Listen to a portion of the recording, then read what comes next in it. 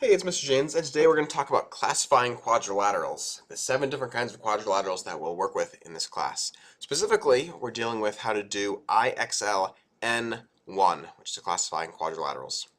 The screen you have in front of you right now will be very useful to do the IXL, so if you want to freeze or pause the video right here and try the IXL, you can go ahead and do that. Otherwise, I'm going to go into a little more detail about what these definitions are and what they mean. Before we start, there's a few words we need to know about. Specifically, we need to know what opposite and consecutive mean. So when we talk about opposite sides, those are sides that are across from each other, such as GM, and EO are opposite sides. So I can write that right here, GM and EO. Okay, and then it asks me to find a pair of consecutive sides. Consecutive means that they share a vertex or an angle. So maybe GE and EO are consecutive sides. So GE and EO, those are consecutive sides. The same thing applies for angles. Opposite angles are angles that are across from each other, such as angle G and angle O. So that's angle G and angle O. And angles that are consecutive are angles that share a side, that are kind of one after the other. So maybe angle G again, and this time angle E. So angle G and angle E. Okay. So let me move these things away here for a second. The last thing we have to talk about are what diagonals are. So diagonals are if you take a vertex, okay, such as G, and draw a line from G to another vertex that's not right next to it. It's not consecutive. So GO is a diagonal. GO is diagonal. And an EM, any line or any segment created on the interior of that angle. So EM. Those are both diagonals, right? So we're going to use the word opposite and consecutive a few times during this talk. So let's go ahead and fill in the table with the names and definitions of 7 special quadrilaterals. So here are our special quadrilaterals. We're going to talk about what a kite is. A kite, a trapezoid. We'll talk about an isosceles trapezoid. I-S-O-S-C-E-L-E-S, isosceles trapezoid. Okay. We'll also talk about a parallelogram.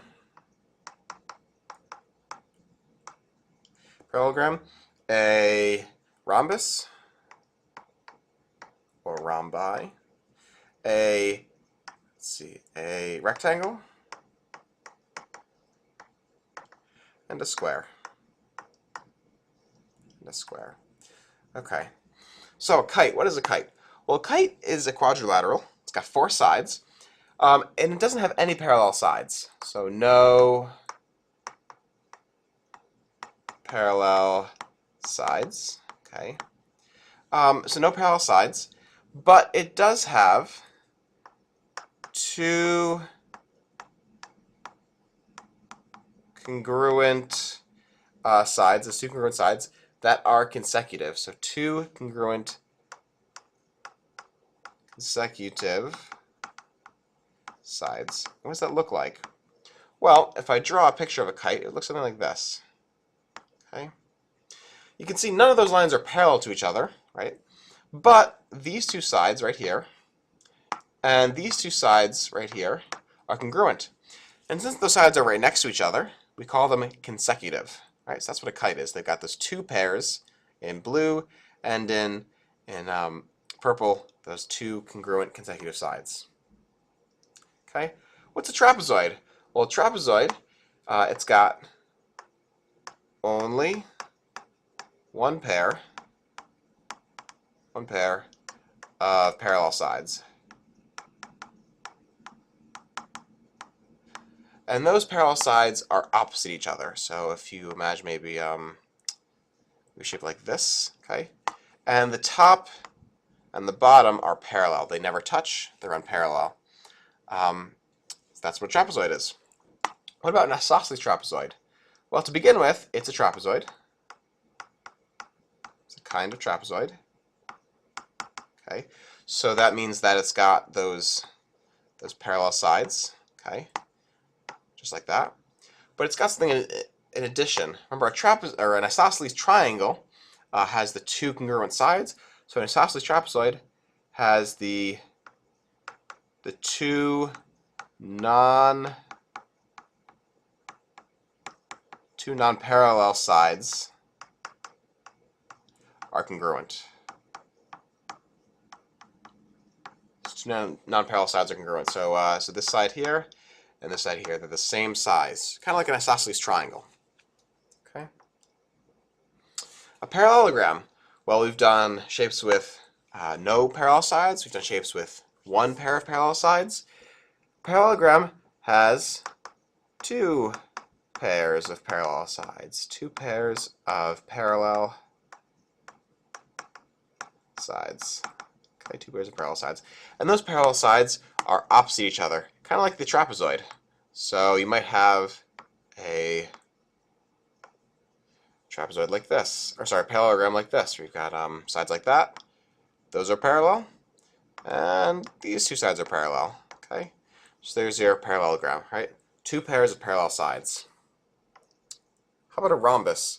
Well, a rhombus is a type of parallelogram, so it's definitely a parallelogram. Okay, but it's got something extra. A rhombus is a parallelogram where all sides are congruent. All the sides are congruent. Okay, so let me start with that parallelogram again. Start with the parallelogram like this. Draw my congruent, or sorry, my parallel sides. Okay. Okay, and I've got a parallelogram, and the rhombus adds on the fact that every side is congruent. All four sides the same length. What about a rectangle? A rectangle, okay, a rectangle is also a parallelogram. It's a type of parallelogram, but it's got something in addition, kind of like the rhombus. A rectangle has all right angles. All four of the angles in a rectangle are right angles. So again, I'll start with my parallelogram with those parallel sides, the parallel sides, okay? But now I'm going to add on these 90-degree angles. Now it's a rectangle, okay? What about a square? Well, if a rhombus and a rectangle got together and had a kid, it would be a square. It's both a rhombus and a rectangle, which means it's a parallelogram. It's a parallelogram. It's got all congruent sides. All congruent sides. And it's got all right angles. All right angles. Okay, so let's draw one of those. Okay, we've got our parallelogram. Okay, with its parallel sides. There they are. Okay, it's got the right angles of a rectangle. Okay, and it's also got the fact that every side is the same length. They're all congruent, kind of like a rhombus. So it's a rhombus and a rectangle put together. That's what a square is. Here's a little diagram to give you a better idea of how all of the quadrilaterals fit together. Right? It's kind of like a family tree. Some quadrilaterals have no parallel sides. It's like the kite that we started with in the beginning. Right over there. Some have one pair of parallel sides. It's like the trapezoid. And more specifically, we can have an isosceles trapezoid. Remember, the isosceles trapezoid has those congruent sides. Or we can have something with two pairs of parallel sides, kind of like the parallelogram. Under the parallelogram, we've got the rectangle and the rhombus. The rectangle with its 90-degree angles, the rhombus with all the sides congruent, and the square with both the 90-degree angles and all the sides congruent. So let's go ahead and try some IXL problems. We're on N1. What name best describes this polygon? Well, it's got all of those right angles. It's got four congruent sides. I'm going to go with a square, right? Square. Let's look at this one. Well, it's got all the right angles, but no congruent sides, so it must be a rectangle.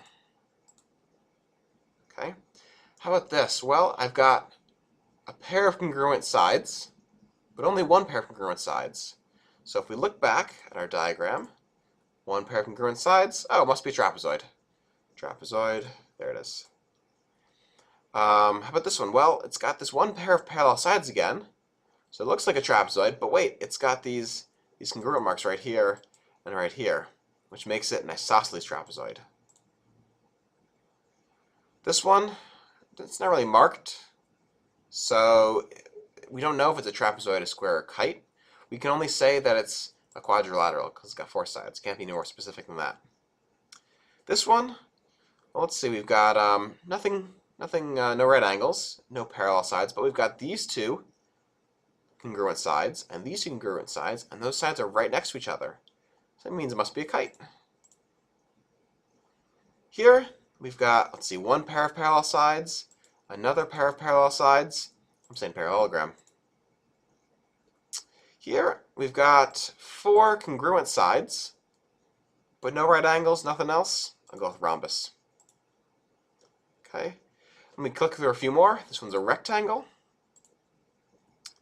This is a square. There it is. Here we've got where's the trapezoid? Here we've got a isosceles trapezoid. And now we start to hit some harder problems. Choose the word that makes this sentence true. And now we want to start to look at, at our tree diagram to figure these out. So a rhombus is blank a rectangle. Always, sometimes, or never. These get a little difficult, so let's see. Bring this up over here. Okay. So, a rhombus is blank a rectangle. Well, let's see. A rhombus, it's got those 4 congruent sides. Could a rhombus ever be a rectangle? Well, a rhombus could be a rectangle if it was also a square. If a rhombus had all right angles, it could be a rectangle. I'll say sometimes. Could be, but it doesn't have to be. Okay, what is this? Well, that is definitely a kite, and none of these other ones apply, right? It doesn't have parallel sides like a parallelogram, no right angles, definitely not a square. That's a kite. Is a kite always a quadrilateral? Yeah, kite's always a quadrilateral. A kite is a kind of quadrilateral. Okay. A rectangle is blank a trapezoid. Always, sometimes, or never. Well, a rectangle, it's got those right angles. It's got 2 pairs of parallel sides. We have right up here 2 pairs of parallel sides. A trapezoid only has 1 pair of parallel sides, and you can't have both 1 pair of parallel sides and 2 pairs of parallel sides. So I'm gonna go with never. No, never. Looking at this one, there's no markings. It's quadrilateral. Nothing else to say. Is a rectangle always a rhombus? Well, a rectangle could be a rhombus, but it doesn't really have to be a rhombus, right? It could just be a rectangle and not have all those congruent sides, so not always. Okay. For this one, looks like it's a rhombus. It's got all those congruent sides, but wait, a rhombus is also a kind of parallelogram. So I'll click both. Ooh, challenge zone. All right, I'm going to stop here and leave the rest up to you. Good luck.